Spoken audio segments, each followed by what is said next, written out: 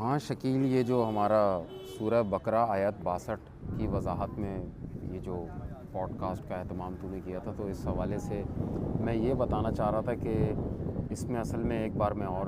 پہلے تھوڑا سا جو جن باتوں کو مد نظر رکھا گیا اور جس حوالے سے گفتگو ہوئی، تو اس کے حوالے سے بتا دیتا ہوں کہ اس آیت جو 62 ہے سورۃ البقرہ کی، تو اس میں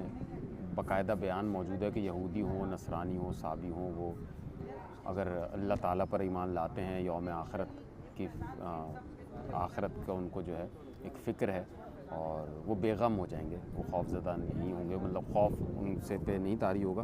تو آیت میں باقاعدہ یہ چیز مینشن ہوئی ہے، جو میں اس وقت لکھی ہوئی بھی ہے میرے پاس، اور اگر اس کا ہم ایک لفظ بہ لفظ ترجمہ کریں اس آیت کا، تو وہ یہ ہے کہ بے شک وہ لوگ جو ایمان لائے اور وہ جو یہودی بن گئے اور نصرانی اور صابی جو کوئی ایمان لایا اللہ پر اور آخری دن پر اور اس نے عمل کیا نیک، تو ان کے لیے اجر ہے ان کا پاس ان کے رب کے۔ اب اس میں صاف یہ مینشن ہے بات کہ جو بھی ایمان لایا اللہ پر اور آخری دن پر، تو یہ کہا جاتا ہے کہ اب جو ہے اگر کوئی رسالت پر ایمان نہیں لا رہا ہے محمد صلی اللہ علیہ وسلم کی، تو یہ کوئی التزامیت نہیں واقع ہوتی اس کی۔ اگر اس نے نیک عمل کیے ہیں تو وہ بھی بے غم ہو جائے گا۔ لیکن میں نے یہی بتانا چاہا تھا کہ اس در آیت کا موضوع خطاب یہ ہے ہی نہیں۔ قرآن مجید بارہا نبی صلی اللہ علیہ وسلم کو آخری نبی اور رسول جو ہے پیش کرتا ہے اور یہ بتاتا ہے کہ ان پر ایمان لانا لازمی ہے، بلکہ قرآن کا بنیادی مقدمہ یہی اسی بات پر موجود ہے کہ جو ہے رسول اللہ صلی اللہ علیہ وسلم پر ایمان لانا ہے، اور وہ اللہ کی طرف سے پیغمبر ہیں اور ان کے آدیش پر ہم کو عمل کرنا ہے۔ تو یہ آیت کا ایک صرف ایک اس آیت کو لے کے بغیر تطبیق کے ایک نظریہ استقرار دینا، یہ بہت ہی خلاف مروت تصور ہوگا کہ نہ اس طرح کا تصور روایات میں ملتا ہے۔ اور پھر یہ ایک بات کو اٹھا کے اگر ہم صرف گفتگو شروع کر دیتے ہیں اور اسی ایک آیت پہ لے کے جو ہے ایک مقدمہ قائم کرتے ہیں، تو یہ غلط بات ہے۔ مجموعی پس منظر کو دیکھنا بہت ضروری ہے کہ کسی بات کے مجموعی پس منظر کو دیکھا جائے۔ تو میں اس میں یہ بتانا چاہ رہا ہوں کہ اگر اس طرح کا ہم سوچ بھی لیں تو آگے اگر قرآن مجید میں ہی ہم دیکھ لیں تو ایک آیت آ جاتی ہے جس میں جو ہے باقاعدہ لکھا ہوا ہے، سورہ نساء 150 ہے اور 151 آیت ہے، اور 152 بھی اسی کے تسلسل میں موجود ہے کہ بے شک وہ جو کفر کرتے ہیں ساتھ اللہ کے اور اس کے رسولوں کو، اور وہ چاہتے ہیں کہ وہ تفرق کریں درمیان اللہ کے اور اللہ اس کے رسولوں کے، اور وہ کہتے ہیں ہم ایمان لاتے ہیں بعض پر اور ہم کفر کرتے ہیں بعض کا، اور وہ چاہتے ہیں کہ وہ اب بنا لیں درمیان اس کے کوئی راستہ، درمیان یہ ذالکہ سبیلاً، ذالکہ سبیلا یہ لفظ آتے ہیں مطلب اس میں باقاعدہ نا۔ تو میں اس میں یہ بتانا چاہ رہا ہوں کہ یہ سبیل راستے کو بولتے ہیں، تو درمیان اس کے کوئی راستہ، اور پھر اسی کے بعد میں یہ آ بھی رہا ہے اس آیت کا، میں اگر مفہوم بتاؤں تاکہ سب سمجھ سکیں کہ یہی لوگ ہیں جو کافر ہیں حقیقی، اور تیار کر رکھا ہے ہم نے کافروں کے لیے عذاب۔ اور پھر اسی کی تسلسل میں آیت 152 میں آتا ہے کہ جو لوگ اللہ اور اس کے تمام رسولوں کے درمیان میں کوئی تفریق قائم نہیں کرتے ہیں، اصل میں وہی لوگ ہیں جن کے لیے اللہ تعالیٰ کے انعامات موجود ہیں۔ تو میں یہ بتانا چاہ رہا ہوں کہ قرآن مجید سورہ بقرہ کی وضاحت آیت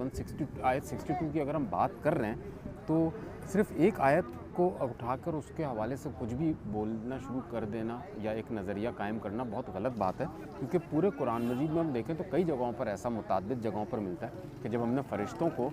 سجدے کا حکم دیا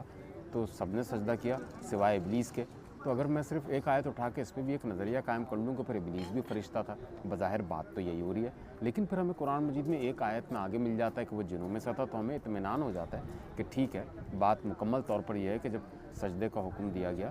فرشتوں کو تو ابلیس نے سجدہ نہیں کیا اور ابلیس جنوں میں سے تھا۔ تو یہ متعدد جگہوں پہ جبکہ ابلیس کا ذکر فرشتوں کے ساتھ میں موجود ہے، لیکن ایک جگہ اس تفریق کی وجہ سے ہمیں مکمل بات کا علم ہوتا ہے کہ ابلیس جو تھا وہ فرشتوں میں سے نہیں تھا، وہ جنوں میں سے تھا۔ تو میرا بنیادی مقدمہ اس آیت کو رکھتے ہوئے یہی ہے کہ جو لوگ یہ نظریہ اپنا رہے ہیں کہ رسالت محمدی جو ہے وہ کوئی ضروری نہیں ہے اس پر ایمان لانا، تو یہ انتہائی غلط بات ہے۔ ہاں لیکن 2025 میں ہم لوگ رہتے ہیں، اور اس وقت ہم مسلمانوں نے جو ایک دین کی تصویر غیر مسلموں کو پیش کی ہے، تو وہ اتنی تاثر کن بھی نہیں ہے کہ وہ ایمان لا سکیں، کیونکہ اس میں کوئی شک نہیں ہے کہ ایک بات کا میرا کسی کو یہ ایمان کی دعوت دینا جو دینی چاہیے اور یہ ہمارے اوپر ملزوم ہے، یا کسی اور کا کسی غیر مسلم بھائی کو دعوت حق دینا، اس میں سب سے بڑا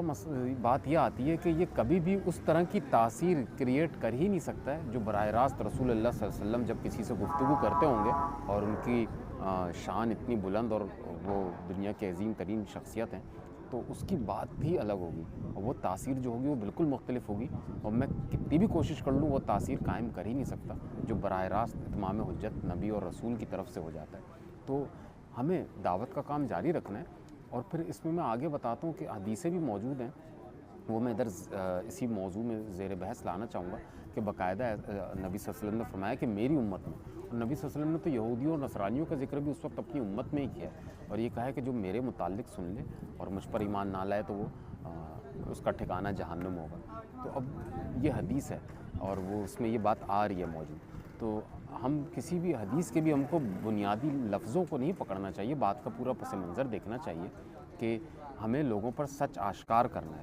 تمام غیر مسلمین پر بھی سچ آشکار کرنا ہے جس حد تک ہو سکے، اور پھر لیکن وہ بھی ایسے تو ایمان نہیں لے آئیں گے نا، تو تحقیق کا راستہ سب کے لیے کھلا ہونا چاہیے، تحقیق کا راستہ کبھی بھی بند نہیں کرنا چاہیے کسی کے لیے کہ ہم نے اگر کسی کو کہہ دیا تو وہ فوراً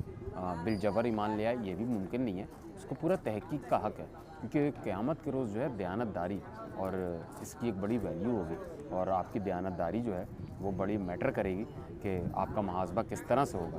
وہ لوگ جو غیر مسلمین میں سے ہیں، جیسے میں نے بہت سے لوگوں کو دیکھا ہے یوٹیوب پہ بھی، وہ باقاعدہ یا فیس بک پہ ہم دیکھ رہے ہوتے ہیں اس طرح کی پوسٹ آتی ہے جس میں نبی صلی اللہ علیہ وسلم کی باقاعدہ گستاخی کی جاتی ہے، اور ایسا لگتا ہے کہ وہ انکار یا تشکیک یا تذبذب کا شکار نہیں ہے، باقاعدہ سوچی سمجھی سازش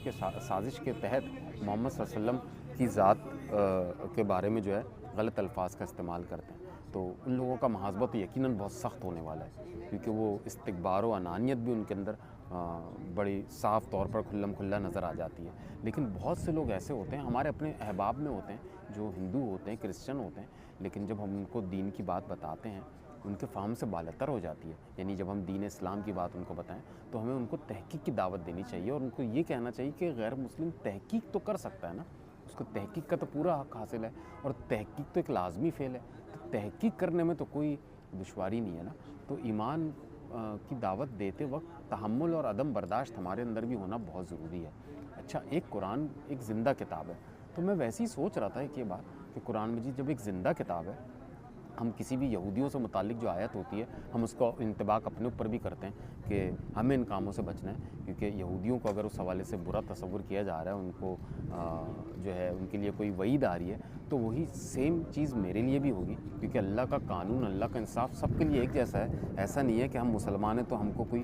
خصوصی فیور ملنے والا ہے۔ اگر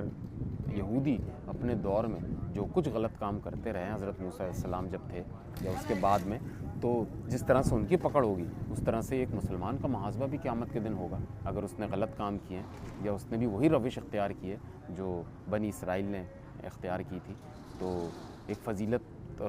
بخشی ہوئی قوم تھی، اور بعد میں ان سے یہ رتبہ چھن گیا تھا، اور پھر نبی صلی اللہ علیہ وسلم جو ہے وہ حضرت اسماعیل علیہ السلام کے بچوں میں سے آئے تھے،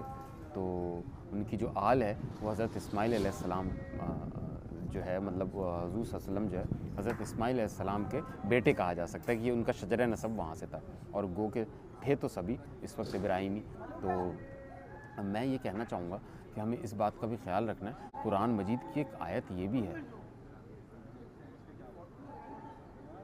باقی میں یہ کہنا چاہوں گا کہ یہ مجھے اشارہ کر رہے ہو آپ شکیل کہ جو ہے اسی کی کنٹینیوٹی، اسی بات کو ہم آگے جو ہے اپنے اگلے پوڈ کاسٹ میں اسی کو اور آگے ڈیٹیل میں کچھ باتیں کرنا چاہوں گا جو اسی تسلسل کا حصہ ہوں گی، اور میں اس میں کچھ چیزیں اور واضح کرنا چاہوں گا۔ بہت شکریہ۔